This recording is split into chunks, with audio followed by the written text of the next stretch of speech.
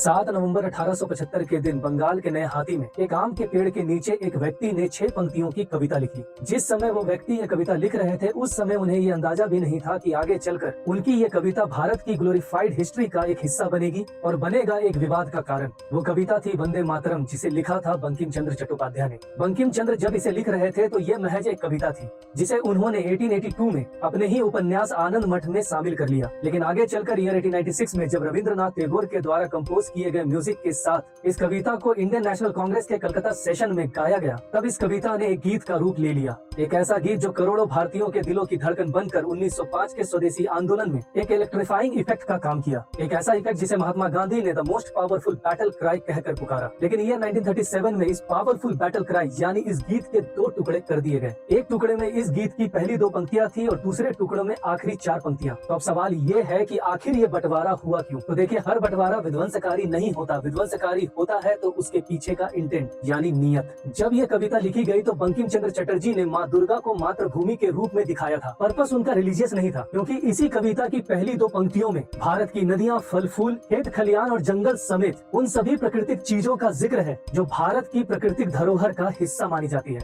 लेकिन बाकी की 4 पंक्तियों में बंकिम चंद्र चटर्जी ने हिंदू देवियों को, जैसे कि माँ दुर्गा, माँ लक्ष्मी और माँ सरस्वती को ऐसे डिपिक्ट किया है जिसका अर्थ है कि उनके रहते हुए भारत माता की सुरक्षा हर समय होते रहेगी और कोई भी बुरी शक्ति इसे खतरा नहीं पहुंचा सकता। 1930s में जब इस गीत को भारत का राष्ट्र गीत के रूप में डिक्लेयर करने की बातें चल रही थी तो उस समय मुस्लिम लीग ने इस कविता की आखिरी 4 पंक्तियों पे ऑब्जेक्शन रेज किया था, ये कहकर कि ये 4 पंक्तियां हिंदू रिलीजन को और उनके देवी देवताओं को प्रमोट करने का काम कर रही है। और इसी चीज को ध्यान में रखते हुए ईयर 1937 में जवाहरलाल नेहरू की अगुवाई में कांग्रेस कमेटी ने इस कविता की पहली 2 पंक्तियों को राष्ट्र गीत के रूप में चुनने का फैसला किया, जिससे धर्म के आधार पर विभाजन का खतरा कम रहे और भारत एक सेकुलर राष्ट्र के रूप में उभरे। और फाइनली जब देश आजाद हुआ तो कॉन्स्टिट्यूएंट असेंबली ने 24 जनवरी 1950 को इस कविता की पहली 2 पंक्तियों को राष्ट्र गीत के रूप में डिक्लेयर किया। और आज 90 सालों के बाद इस गीत के 150 साल पूरे होने के उपलक्ष्य में एक बार फिर राजनीतिक दलों ने गड़े मुर्दे उखाड़कर इस गीत पर विवाद खड़ा कर दिया है। जहां एक तरफ प्रधानमंत्री नरेंद्र मोदी इस गीत की 4 पंक्तियों को हटाने के लिए कांग्रेस को ब्लेम कर रही है, ये कहकर कि 1937 में लिया गया उनका ये डिसीजन भारत के विभाजन की बीज थी, और वहीं कांग्रेस इसे डिफेंड कर रही है ये कहकर कि इंडियन नेशनल कांग्रेस ने भारत को यूनाइटेड रखने और भारतीयों की कलेक्टिव सोल को जगाने के लिए वंदे मातरम की फ्लैग बियरर रही है, जिससे 1947 में भारत को आजादी मिली। इस पूरे विवाद पर आपका क्या कहना है, कमेंट करके बताएं।